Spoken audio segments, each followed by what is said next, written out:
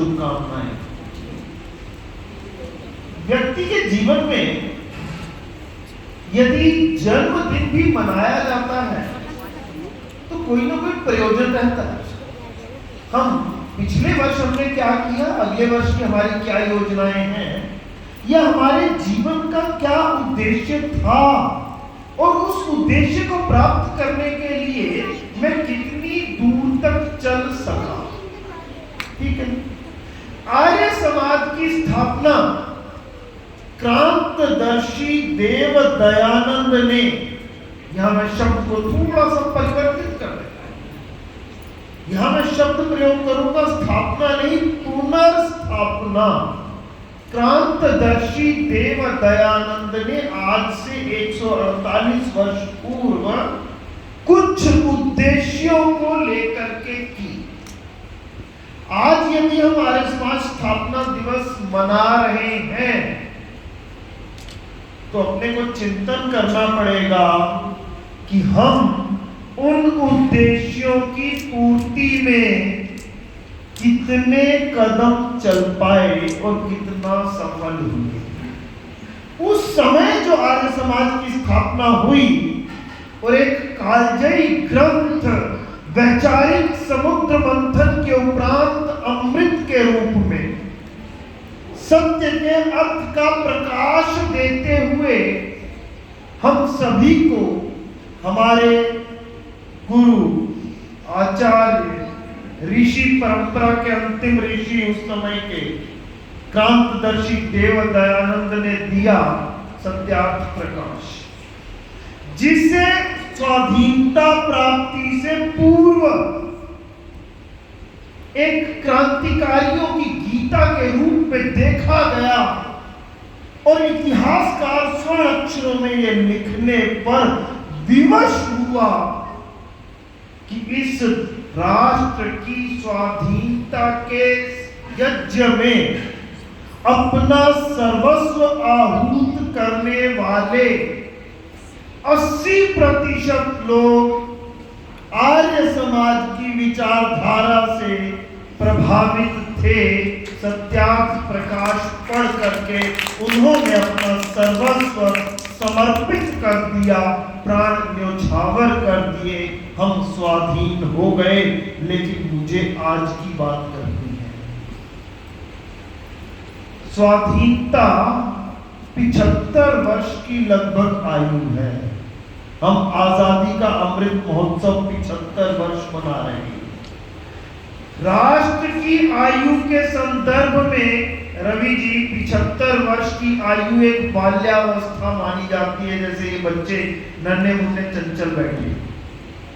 लेकिन इस बाल्यावस्था में ही मेरे देश को ऐसे ऐसे रोग हो गए और आर्य समाज स्थापना दिवस पर हम सभी को एक संकल्प लेना होगा कि 80% हमारे भाइयों ने, हमारे क्रांतिकारियों ने, स्वाधीनता सेनानियों ने अपना सर्वस्व समर्पित करते हुए अपने प्राण न्योछावर किए। क्या हम अब उनको सच्ची श्रद्धांजलि देते हुए और अपने आर्य समाज का स्थापना दिवस मनाते हुए उस स्वाधीनता को अक्षुण्ण बनाए रखने में सक्षम है? 5-6 वाक्यों के अंदर अपनी बात को समाप्त करता हूं। बड़े से बड़ा वट वृक्ष हो, जड़ों से कट जाता है तो सूख करके ठूंठ हो जाता है, नीचे गिर पड़ता है। ध्यान देना, विकास तथा कथित विकास जो दरअसल विनाश है, उस विकास की पाश्चात्य अंधानुकरण की आंधी में कहीं आप अपनी पुरातन सनातन वैदिक संस्कृति की जड़ों से कट तो नहीं रहे, जिन वेदों का पुनः उत्थान क्रांतदर्शी वेदों वाले ऋषि ने किया था। क्या वह वेद आज भी मेरे जीवन का आधार है? यदि नहीं है तो स्थापना दिवस पर संकल्प ले लेना कि करेंगे। दूसरा, पेट के रास्ते दिल पर राज करते हैं। पिज्जा, बर्गर, ना जाने क्या क्या। क्रांतदर्शी देव दयानंद ने भक्ष्य अभक्ष्य पदार्थों की एक सूची दी। मैं विस्तार में नहीं जाऊंगा, आप देख लेना। आपका शाकाहारी भोजन, जो शाकाहारी होना चाहिए, वह शाकाहारी भोजन भक्ष्य अभक्ष्य पदार्थों पर तय है कि नहीं। स्वामी जी बैठे हैं, सरिये भी मोड़ देते हैं। मैंने बहुत जगह फरीदाबाद में भी देखा और यहाँ भी आप देखेंगे, जब भोजन करेंगे तो इनका देखेंगे। तीसरा, ये पाश्चात्य अंधानुकरण की आंधी। हमारे सभी के घरों में एक बुद्धू बॉक्स है जिसे टीवी कहते हैं, और टीवी पर सैकड़ों चैनल हैं। कोई सा चैनल खोल लीजिए, 4-5 को छोड़ दीजिए, बाकी सभी चैनल पर पाश्चात्य संस्कृति बरस रही है और हमारे दिमागों पर असर डाल रही है। सोचें, देखें, कैसे बचें, अन्यथा ये पाश्चात्य अंधानुकरण पुनः हमें उसी गुलामी की ओर ले जाएगा। क्रांतदर्शी देव दयानंद ने एकता के ऊपर बहुत बल दिया। क्या हम आज खुली मुट्ठी हैं या बंद मुट्ठी हैं? बंद मुट्ठी लाभ की, खुल गई तो खाक की। एक उंगली कोई पकड़ेगा, मरोड़ेगा, पूरा शरीर दर्द से बिलबिला रहेगा। अभी बात हो रही थी दलितों के उद्धार की। हम अपने समाज में किसी को अकेला छोड़कर कभी ना चले। ये वैदिक वर्ण व्यवस्था पूरे समाज को जोड़ने के लिए बनाई गई थी, लेकिन तथाकथित इस लोकतंत्र ने, जो कि भीड़ तंत्र बना, भेड़ तंत्र बना, फिर लूट तंत्र बना, लठ तंत्र बना और परिपक्व होकर के इस राष्ट्र का एक लोकतंत्र बन गया।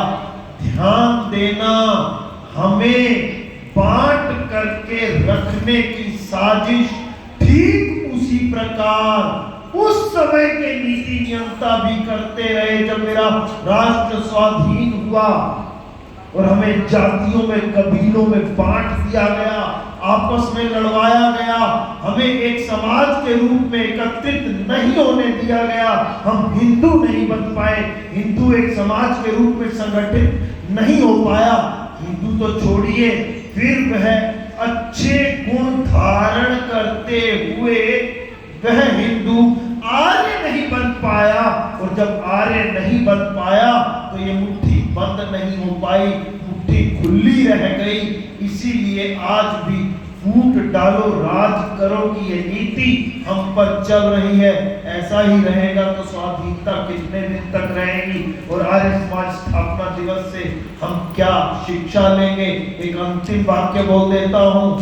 राष्ट्र की स्वाधीनता के समय इस राष्ट्र में 3 प्रकार की शिक्षा प्रणालियां उपलब्ध थी। एक तो सन्यासी स्वामी श्रद्धानंद जी महाराज द्वारा पुनः जीवित की गई गुरुकुलीय शिक्षा प्रणाली। दूसरी, श्वेत वस्त्रधारी त्यागी तपस्वी, उन्हें भी मैं सन्यासी कहता हूं, महात्मा हंसराज द्वारा प्राचीन और नवीन को जोड़ करके एक आंदोलन के रूप में चलाई गई डीएवी आंदोलन। और तीसरी, लॉर्ड मेकाले की वो शिक्षा पद्धति जो उन्होंने ब्रिटिश पार्लियामेंट में ये उद्घोष किया था, ये देश आजाद चाहे हो जाए लेकिन मानसिक रूप से गुलाम रहेगा। ना जाने क्यों मेरे देश के उस समय के नीति नियंताओं ने मैकाले की शिक्षा पद्धति हम सब पर लाद दी। चिंतन करना घर जा करके कि मानसिक रूप से स्वाधीन हो या आज भी पराधीन हो। यदि स्वाधीन होना चाहते हो तो गुरुकुलीय शिक्षा प्रणाली अपना लो, नहीं अपना सकते तो महात्मा हंसराज के डीएवी आंदोलन के साथ जुड़ करके प्राचीन और नवीन के इस समावेश को अपना लो और अपने बच्चों को शिक्षा के साथ संस्कार देने का प्रयास करते हुए डीएवी के आंदोलन से जुड़ो। आओ वेदों की ओर लौटो, आर्य सिद्धांतों की ओर लौटो, तभी आप आर्य समाज स्थापना दिवस सही मायनों में मना सकते हो। कहने को दर्द बहुत है, समय कम है, इतने में ही समझ लेना, थोड़ी बात को विस्तार में समझना। ओम इति शम। धन्यवाद।